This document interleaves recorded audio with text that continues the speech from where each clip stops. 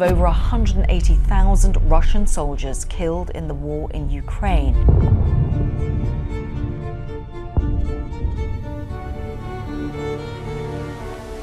A battalion is wiped out every 4 days. That is the reality of the Russian side of the fence right now. Russia last published its death toll in 2022 and has concealed the number of losses since then. The true death toll is generally expected to be much higher than the 180,000 identified by this project. We are talking about over 1 million casualties for Moscow alone. This is not just a military setback. It is a national self-destruction mission. But there are still many rumors in the air. What we can confirm is that the demographic map of Russia is being redrawn in blood. You need to see how they are tricking people into the meat grinder. It is not that simple, though. It's because the numbers are being scrubbed from history as we speak. Counting the fallen. When the conflict began 4 years ago, few anticipated that it would become the bloodiest war in Europe since World War II. The numbers that have emerged paint a staggering picture of human loss on both sides. As of early 2026, combined casualties for both nations are estimated to have approached 2 million people. That is not a typo. 2 million soldiers lost, wounded, or missing in a war that many thought would be over in days. But the true toll may be even worse than we realize. So, why are the actual numbers so hard to pin down? Let us start at the beginning. When Russia invaded on February 24, 2022, both sides were tight-lipped about their losses. Moscow called it a special military operation and insisted that casualties were minimal. By the end of 2022, Western intelligence began releasing estimates that shocked many. The United States assessed that Russia had suffered somewhere between 100,000 and 120,000 casualties in the first 10 months of fighting alone. This includes both the fallen and the wounded. The losses on the other side were estimated to be similar during the same period. These were numbers not seen in European conflicts since the massive battles of World War II. But 2023 would prove even deadlier. As the war settled into a grinding struggle, casualty rates actually accelerated. The British Ministry of Defense estimated in early 2023 that Russia was losing around 700 soldiers per day. That is somewhere between 200 and 300 more than in 2022. That is the equivalent of an additional battalion being wiped out every 3 to 4 days. By mid-2023, officials were estimating that combined casualties for both sides had already surpassed 500,000 people. 500,000 human beings were lost or wounded in just over a year of fighting. The battle for Bakhmut alone, which lasted from August 2022 through May 2023, is the perfect example of just how much loss was in the conflict. Russia used mercenaries, many of them recruited directly from prisons, who were sent in wave after wave to overwhelm defenses. The tactic worked, eventually, but at a horrific cost. Conservative estimates suggest Russia lost over 20,000 men just to capture a single city. Then came 2024, and the bloodshed intensified even further. Russia shifted to what analysts call meat grinder tactics. Small squads of poorly trained soldiers would be sent forward to probe defenses, drawing fire and revealing positions. Artillery and drones would then hammer those positions before the next wave advanced. It was brutally effective at identifying targets, but it consumed manpower at an alarming rate. By April 2025, top generals estimated that Russia had suffered more than 790,000 casualties. The British Ministry of Defense put the number even higher, at over 1 million casualties by June 2025. The discrepancy in these estimates is due to big challenges in tracking losses. Neither side is willing to provide exactly accurate information. One side's losses, while smaller in absolute numbers, were proportionally devastating given its much smaller population. The president of that nation stated in February 2025 that over 46,000 soldiers had been lost, with 380,000 wounded. However, he noted that approximately half of the wounded had recovered and returned to active duty, which made the count even more confusing. Now we are in 2026, and the numbers have become truly astronomical. According to a comprehensive analysis published in late January 2026, Russia has suffered approximately 1,200,000 casualties since February 2022. That includes between 275,000 and 325,000 fallen in action. In 2025 alone, Russia lost roughly 415,000 soldiers, averaging nearly 35,000 casualties per month. December 2024 actually marked the deadliest month of the entire war, with an average of 1,570 casualties per day. Total casualties for the other side are estimated at between 500,000 and 600,000, with 100,000 to 140,000 fallen. That means the combined toll for both nations is hovering somewhere around 1,800,000 people. At current rates, experts predict that number will cross 2 million by spring 2026. To put these numbers in perspective, the battlefield fatalities are more than 17 times greater than Soviet losses in Afghanistan during the entire 1980s. They are 11 times greater than the casualties during both Chechen wars combined. This level of loss is practically unique because nobody expected this to happen in the modern age. Silencing the ghosts. But here is the catch. These are estimates, not confirmed numbers.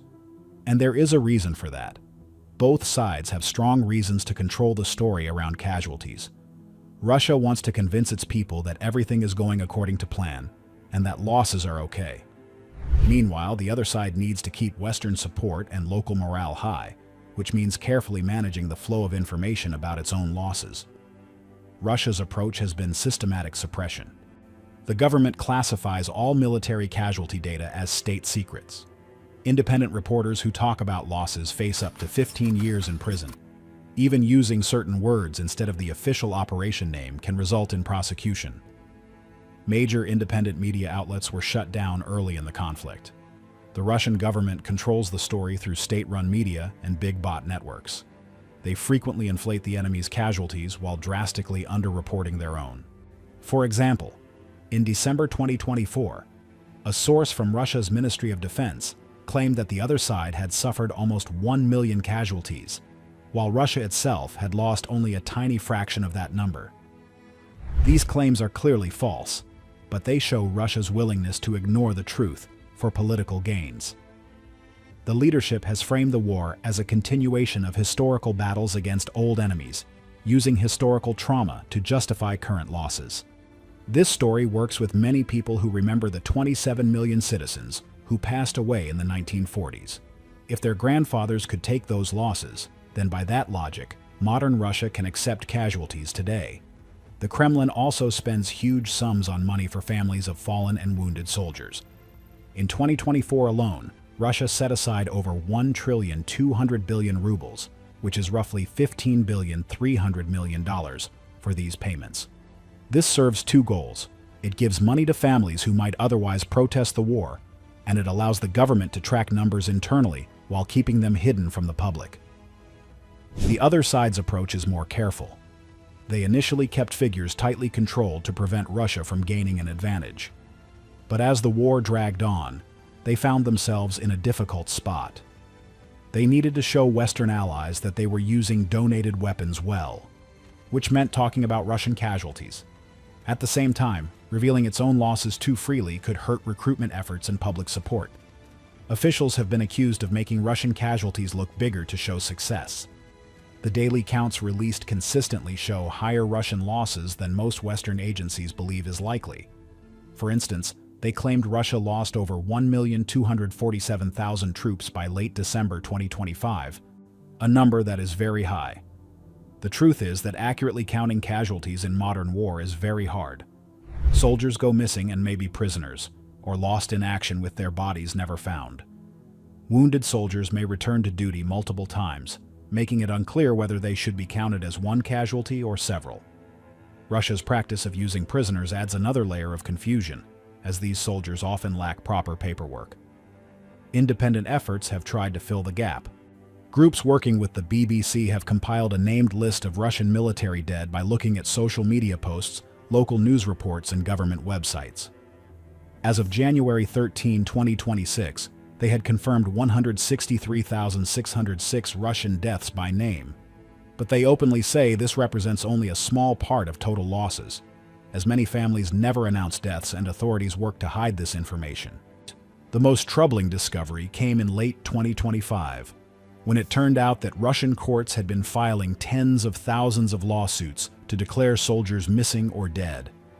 By early December 2025, reporters had found approximately 88,000 such court claims. Then, on December 26, 2025, Russian courts began deleting these records from public databases. The defense minister accidentally showed the scale of the problem when he said that 48% of missing persons had been found. If roughly 90,000 lawsuits represent half of all missing soldiers, that suggests there are at least 180,000 bodies left on the battlefields. The numbers are truly terrifying when you realize how many people are being erased from the records. Ethnic minority burden. If Russia is losing soldiers at this speed, where are all these men coming from? See, to understand the true scale of casualties, we need to look at the numbers before and after. Russia has essentially burned through its entire pre-war professional military force and has moved to a mass mobilization army. When Russia began its invasion in February 2022, it sent roughly 190,000 soldiers. These were supposed to be the best, professional contract soldiers and elite units. The plan was for a fast advance to take the capital and win within days. We know how that turned out. By mid-2022, the leadership had to either admit defeat or double down. They chose to double down. In September 2022, Russia announced a partial mobilization of 300,000 men. In practice, this targeted ethnic minorities and men from the poorest regions like the Far East, Siberia, and the North Caucasus. And minority groups ended up suffering casualty rates far higher than their percentage of the population. But even 300,000 new soldiers were not enough to replace the losses. So Russia turned to increasingly desperate moves. Prisoners, including those who had done very bad things, were offered freedom in exchange for 6 months of combat service. One group alone recruited over 48,000 convicts from Russian prisons. Many of them were sent into the worst fighting.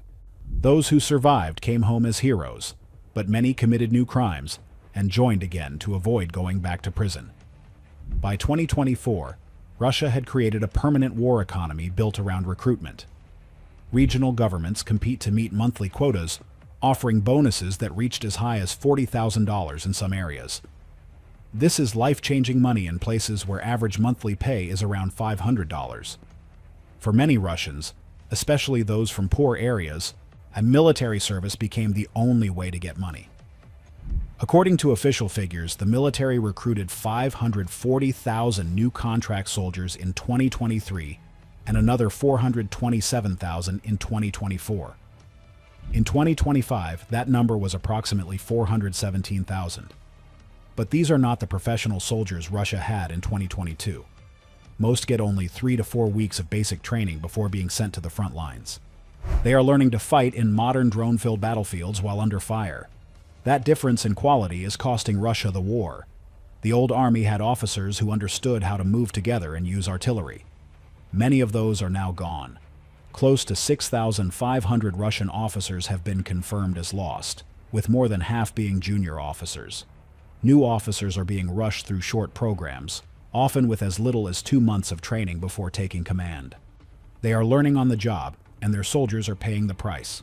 The result is a Russian military that looks nothing like the force from 2022.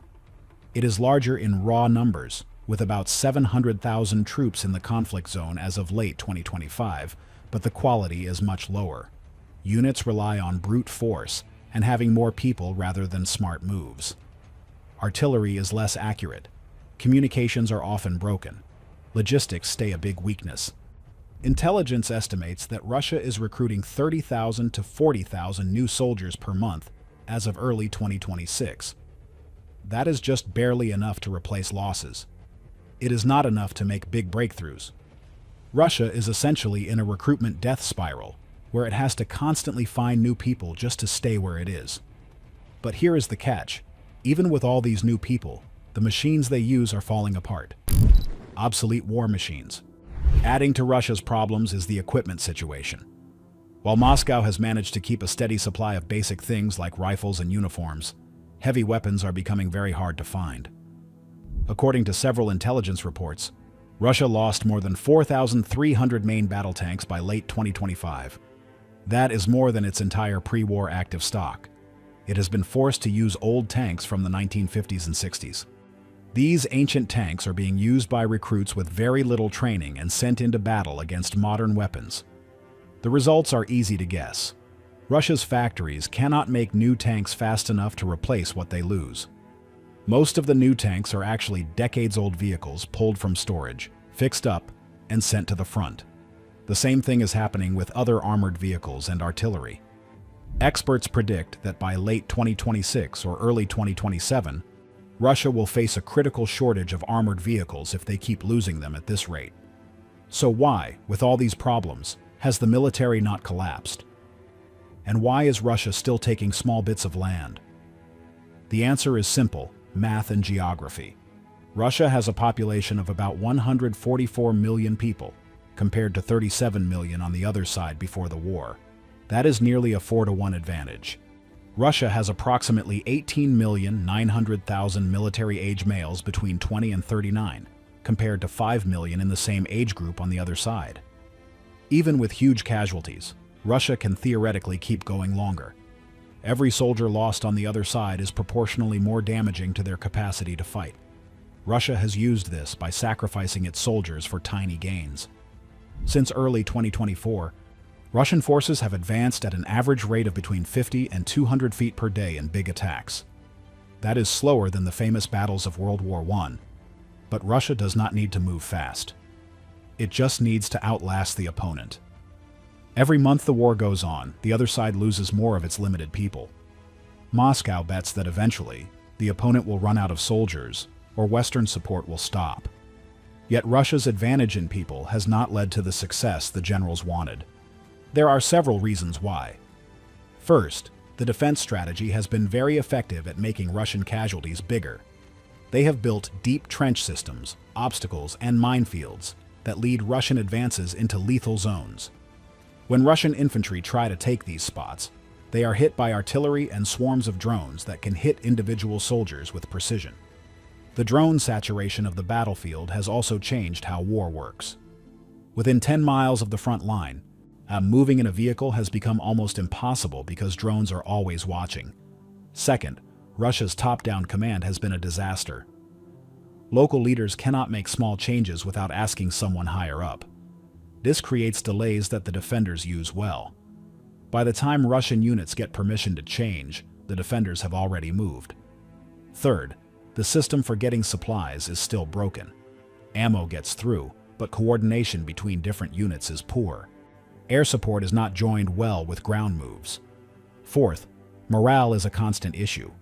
Soldiers joined for money and rush to the front do not fight with the same heart as those defending their homes. Russian units have had many soldiers give up, especially during recent moves where over 1,000 soldiers were taken as prisoners in a few months. The move into Russian territory in August 2024 shows how badly they are doing with strategy. It took over a month to organize a response. Moscow had to pull units from other areas, creating weak spots. They even had to use 11,000 North Korean troops to help get their own land back. The main problem is that Russia is fighting an old-style war of attrition in a modern world. Broken Russian future. The crazy part is that Russia is becoming a weaker power even as it tries to win. Its economy is under a lot of pressure. Making things is going down. Prices are going up fast. Economic growth was very slow in 2025. The defense industry is missing parts that used to come from the West. The true cost of the war is the loss of futures and the destruction of potential. Whether the final count is 1,500,000 or 2 million, each number is a person who will never go home. That is the real cost that is being paid every single day. What most people do not realize is that this loss of men will change the country forever. We are talking about millions of people who will not be there to work, to start families, or to lead. The demographic hole is massive. In some villages, there are almost no young men left. This is a key detail. When a nation loses its youth, it loses its ability to grow. Russia was already facing a shrinking population before this started. Now that process has been accelerated by decades. Even if the fighting stopped today, the damage to the workforce is already done. And thousands of the smartest people have also left the country to avoid being sent to the front, creating a brain drain that is just as bad as the battlefield losses. So, here is the deal. Russia is trading its long-term survival for short-term territorial gains that are measured in feet. It is a trade that most historians believe is a mistake. The military-industrial complex is eating all the money that should go to schools, hospitals, and infrastructure. Basically, the country is cannibalizing itself to keep the meat grinder running. And get this, the weapons they are making now are not the advanced ones they promised. They are making simpler, older designs because they cannot get the high-tech parts they need. The world is watching a former superpower hollow itself out in real time. But here is the catch. The people at the top do not seem to care about the numbers. They only care about staying in power. They will keep sending waves of men as long as they have them. It is a cold, hard math that ignores the human soul. Many wonder if the Russian public will eventually reach a breaking point. But with the government controlling all the information and the money being paid to families, that point seems far away. For now, the meat grinder keeps turning, and the generation that was supposed to build the future is being buried in the mud. The thing is, we are missing a key detail if we only look at the maps. The real war is being fought in the census books and the birth rates. This is a story of a nation that decided its pride was worth more than its people. And that is a price that will be paid for 100 years. As we look at the data from 2026, it is clear that the numbers are indeed worse than anyone imagined. It is a tragedy on a scale that is hard to wrap your head around. But it is the reality of modern war, when one side refuses to stop. By March 2026, the situation has shifted from a crisis to a total structural transformation. The Kalashnikov economy has taken over, where everything is built for durability and mass rather than precision or intelligence. Some analysts are floating a wild theory that this isn't just a byproduct of the war, but a deliberate goal of the hardliners in the Kremlin. The idea is that a sophisticated and tech-heavy society is too hard to control. By burning off the educated middle class and the high-tech sectors, the leadership is effectively resetting Russia to a 19th century model of a garrison state. In this scenario, the brain drain isn't a failure, it's a feature. The people leaving are the ones most likely to demand civil liberties or democratic reforms. By letting them go, the state ensures that the only people left are those who are entirely dependent on the government for their survival. This creates a feedback loop, where the more the economy fails, the more the state consolidates its grip, because there are no other options for work besides the military or the state-run factories. Another theory gaining traction is the mercenary colony model. There are whispers that the elite have already written off the idea of Russia as a sovereign industrial power. Instead, they are positioning the country to become a massive private security firm for the East. The theory suggests that by 26, the Kremlin has realized it can no longer compete in microchips or aerospace. So, the new plan is to trade blood for resources. Russia provides the hard power, the soldiers, the heavy artillery, and the willingness to take losses, in exchange for the technology and consumer goods that keep the elite in luxury. It's a transition from a superpower to a high-end vassal state. This would explain why the leadership is so comfortable with the demographic collapse. If the future of the country is just guarding pipelines and providing security services to more advanced economies, you don't need a massive, highly educated population. You just need enough bodies to fill the boots.